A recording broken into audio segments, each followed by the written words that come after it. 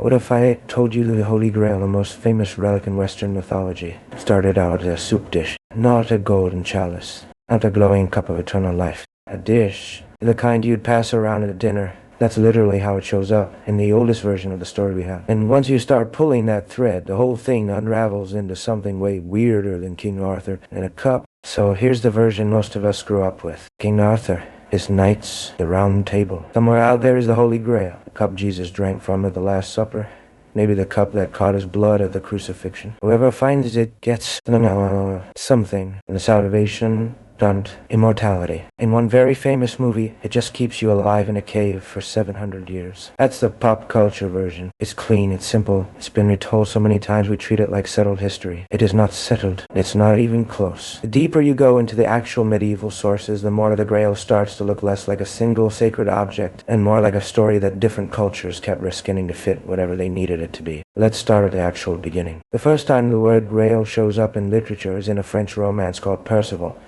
The story of the Grail, written around 1100 by a poet named Chrétien de Troyes. In Old French, the word is Graal, and it almost certainly comes from a Latin word, redalis, which just meant a wide serving dish used for bringing out food in courses at a feast. Not a cup, not a chalice, a dish.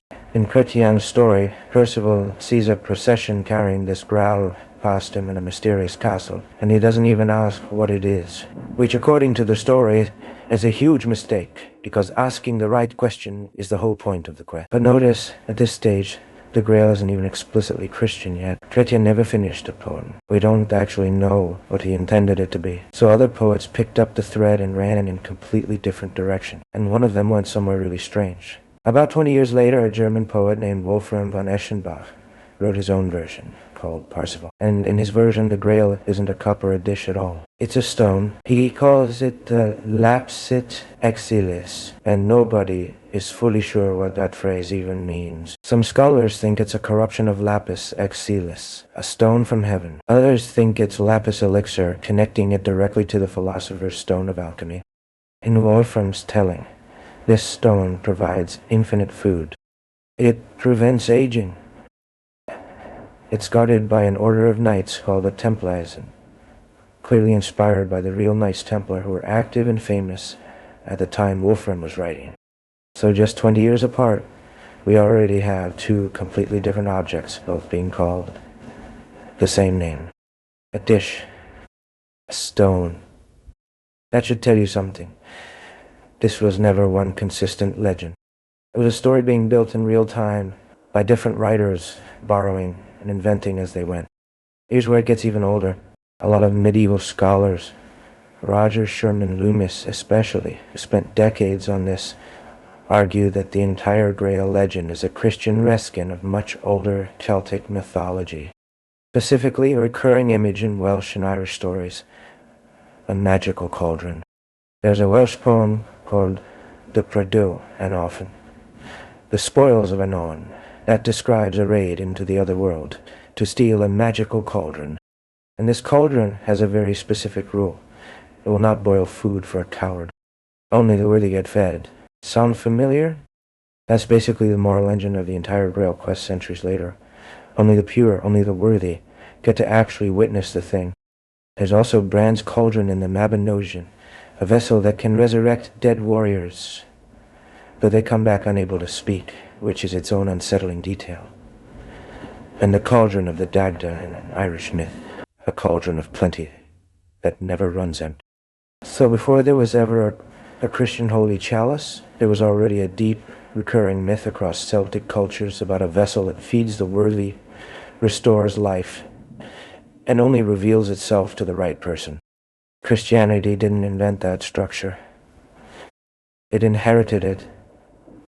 And it's not just a Celtic thing either. There's a Persian legend, the cup of Jamshid, Jammy Jam, a magical cup that lets its holder see the entire world reflected inside it.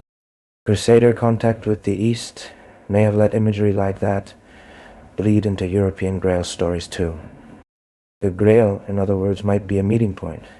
Celtic cauldron myth, Christian relic theology, and Eastern divinatory vessel folklore, all collapsing into one symbol. Now, here's the part most people don't expect.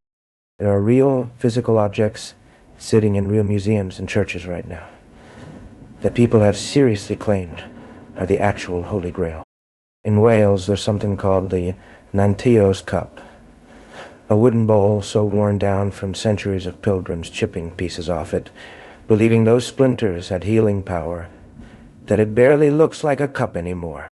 Some legends claim it was carved from the wood of a true cross, or smuggled out of Glastonbury Abbey during the dissolution of the monasteries. In Spain, Valencia Cathedral holds what's arguably the most historically serious candidate, an agate cup with a documented chain of custody stretching back centuries, possibly originating from the 1st century Middle East.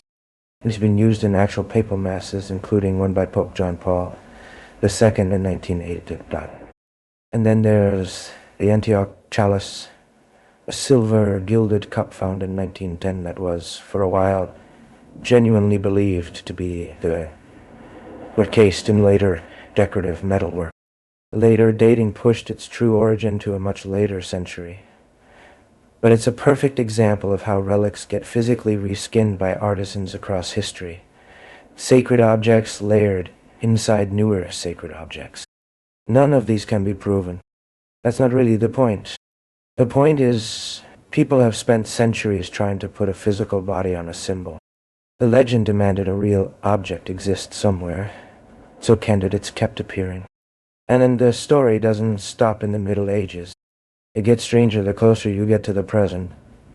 The psychologist Carl Jung, along with his collaborator Emma Jung, spent years on an unfinished study arguing that, well, in no object at all, it's a symbol for psychological wholeness, the integration of masculine and feminine within a single person.